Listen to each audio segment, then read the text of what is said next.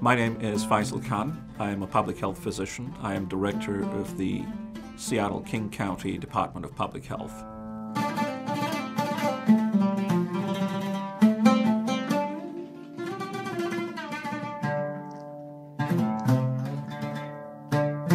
maxaad nooga sheegi kartaa taariikh nololeedkaaga sidee baad dhakhtar ku noqotay Bismillahirrahmanirrahim. Thank you. I really appreciate it. I began my journey in public health about 25 years ago when I graduated from medical school. And like most medical students at the time, I wanted to pursue a career in a subspecialty area.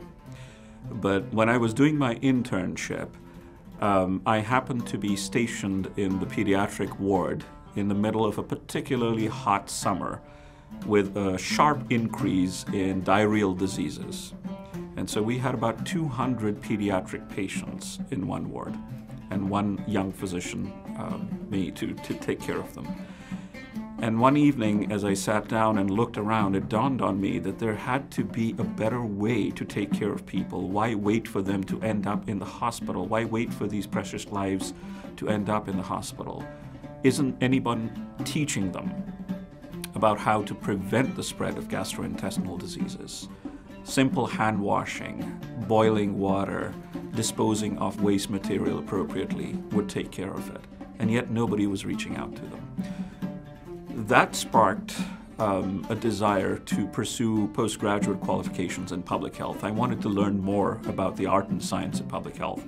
So I ended up in Australia and I completed postgraduate training there.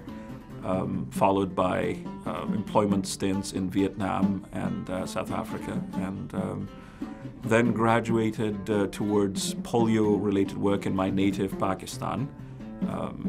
A few years later, my wife and I decided to move to the United States, and so ended up on these shores. So I ended up in Charleston, West Virginia, which is a very small city in a very small state. If you're familiar with the Appalachian Mountains, it is a beautiful part of the country, but it is also stricken by poverty and is underserved. In fact, 80% of the state is probably on Medicaid. I worked as the director of the HIV/AIDS and STD program for the state of West Virginia for 4 or 5 years, and it taught me that even in a rich and powerful country like the United States, there are pockets of poverty that are simply inexplicable. Areas, towns, neighborhoods, zip codes, counties that are underserved and are probably comparable to any underserved area in the so-called developing world, in fact. From there, I worked as Director of Policy and Planning for the Massachusetts Department of Public Health, and then went to the private sector for a few years working on healthcare quality improvement, and then ended up in St. Louis, Missouri as Director of Communicable Disease Control, doing all the so-called cool stuff in public health, influenza, Ebola, H1N1 control. And then I took over as Director of the County Health Department in 2015 and began a transformation process for the department to make it into a modern-day public-facing department like the one that King County has and has had for many decades. waa maxay qorshahaaga mustaqbalka ee waaxda caafimaadka degmada King County maxaase kuu qorshaysan si aad hindisahaasi u gaadho? Let me begin by saying that I am a football fan. That's soccer for the uninitiated. Public Health Seattle-King County are considered to be the Barcelona of the public health world. I know, Abdi, you're a Real Madrid fan, so this may come as a surprise to you, but Barcelona at the peak of their powers 5 or 6 years ago. Think about that.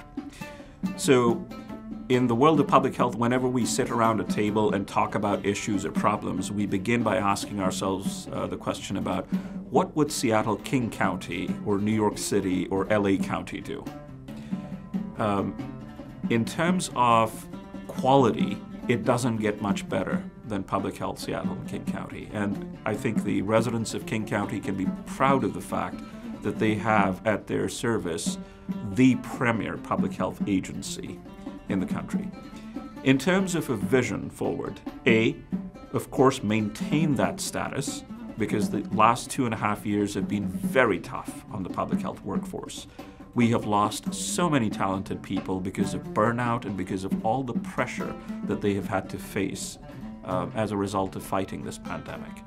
So rebuilding the workforce, retaining the talented professionals we have, and continuing the work of public health to refocus on all the other issues that have had to take the back burner over the last 2.5 years. Think about what we were doing in December 2019.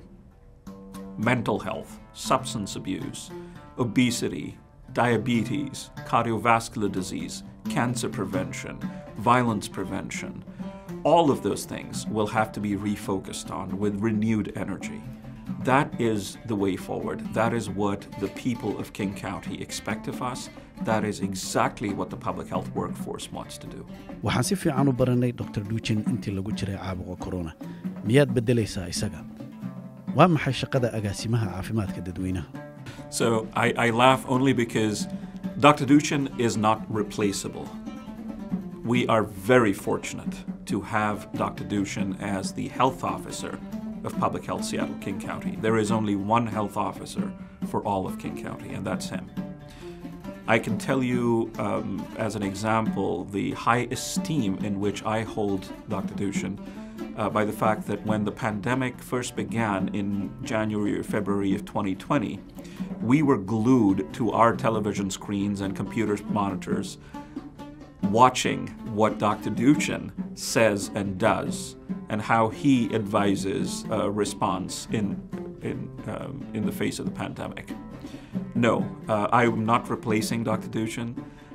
I am taking over as director of the department, which means I get to work with Dr. Duchin and learn from him and help him do the right thing for public health in Seattle King County. maxaad nooga sheegi kartaa xaaladda uu hadda ku jiro caabuqa corona? miyuusa dhammaaday hadda? The pandemic is not over. I repeat, the pandemic is not over. It is just in a different phase. We do not know yet what the future shape of this pandemic will be. Will we have another surge? Will there be other variants that show up like Delta or Omicron or one of its subvariants to create another surge in infections? We simply don't know. We are keeping a very close eye on what is happening in other parts of the world, in South America, in Europe, in Asia. And what we're seeing is worrying in the sense that there are more variants in circulation. The World Health Organization is keeping a very close eye on it, along with the Centers for Disease Control and Prevention here in the US. So our advice to the members of the public is to please do not let your guard down. Yes, people are not dying in as large numbers as we saw in 2020 or 2021, but that does not mean that this virus has gone away or that it isn't causing disease. It is in fact causing a lot of disease and even disability in the form of long COVID, which is not easily explained. So with one very simple set of precautions, we can fight off 3 diseases this season. Just think about that. Influenza, RSV, and COVID-19. What are those sets of precautions? Wear a mask when you're indoors in a crowded space. Wash your hands frequently and thoroughly with soap and water. Please maintain a safe distance wherever possible. And please get yourself vaccinated and boosted for influenza as well as COVID-19. marka laga reebo caabuqa corona waa maxay arrimaha kale ee caafimaadka dadweynaha ee ku qorshaysan? Absolutely. Substance use disorder, opioid use, fentanyl-related deaths are skyrocketing all across the country. The King County metro area is no different. Currently, we have more bodies piling up than we have storage capacity for in some instances. And the opioid epidemic, certainly boosted by fentanyl, is something that is affecting all segments of society, whether rich, poor, whether in affluent suburbs or outer suburbs or inner cities. It does not matter. It is affecting everyone. That is one major crisis. The second is mental health. The mental health services networks available for treatment across the United States are abysmal, to say the least. And that is a direct result of a lack of investment in mental health services. King County, under the leadership of Executive Constantine, is making a concerted effort to increase treatment capacity for behavioral health. However, we need to do a lot more. There needs to be a lot more federal investment in behavioral health treatment services. Third, the ongoing issue of chronic disease related to cardiovascular disease, obesity, and diabetes and its effects. That continues unabated. As a nation, we continue to be unfit, overweight, and we are not exactly examples of healthy lifestyle choices. That needs to be a focus of public health prevention efforts for the foreseeable future. dhowaan degmada King County waxay ku dhawaaqday in cunsurinimadu tahay xaalad caafimaad ma ku raacsan tahay maxaase kaaga qorshaysan inaad wax ka qabato? Thank you for that question. Racism is a public health crisis. Racism is a crisis, period. There is no doubt about that. Racism and its after effects have a direct impact on health status indicators, how long people live, how well they live, how healthy they are, and whether they're able to be productive citizens of society and fulfill their true potential in life. The way in which public health is addressing, and by the way, racism is not something that only public health can address. All sectors of society have to contribute towards the fight against racism and its pervasive effects. As a country, we have suffered from that for more than 150 years at this point in time. And so something that has taken that long to develop is going to take quite a few years to dismantle. What can public health do about it specifically? A, we can initiate the dialogue necessary to unmask the effects of racism. Those are difficult conversations sometimes, but they must be had in friendly, non-threatening environments, in multilingual settings to educate individuals, families, neighborhoods, and community groups about how racism is affecting their own health. We are taking the lead in doing that through community coalitions and dialogues and conversations. Two, we've taken a proactive approach at redirecting resources, money, and funding and technical assistance wherever possible towards community-based organizations to take the lead in addressing some of the after effects or causes of racism. These include trying to deconstruct the mechanisms that have led to discrimination to begin with, by empowering people and by letting them take the lead in deciding what their communities need most through a process called participatory budgeting, which means that yes, we have the federal, state, or local funding available. We are going to help you decide how you want to use it. You get to decide how you want to use it. There are so many other initiatives that are concurrently at work as well, directly in support of the Somali community, but also other communities. maxaad u sheegi lahayd bulshada Soomaaliyeed ee ku daawanaysa? To my brothers and sisters in the Somali community, my message is very simple. I am responsible for public health services. I am accountable and answerable to you as a public servant. I take this responsibility very seriously. Yes, it is true that government services have not been as effective and as responsive as they should have been. We need to do better. We can do better, and we are desperately trying to do better. We need your help to learn how we can serve your community, to learn how to take care of your needs. Please reach out to us. Please have the conversation with us. Please give us a chance to earn back your trust. We have been through a lot together in the last 2.5 years through this pandemic. But this is a fight.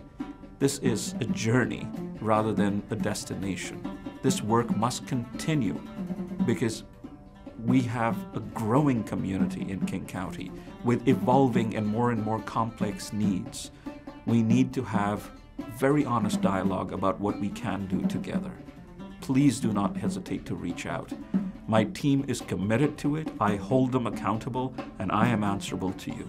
Brother Abdi, I am very proud of the fact that Somali Bridge, and you are the first interview that I have given since taking over this position as Director of Public Health, Seattle-King County. I'm very proud of that. I'm very grateful to you for the dialogue, and I hope that the message gets out to our Somali brothers and sisters that they have in this position a fellow migrant, someone who understands exactly the struggle that migrant communities go through, their fears, their hopes, their aspirations, and how best to serve them by continuing to have dialogue. I'm very grateful.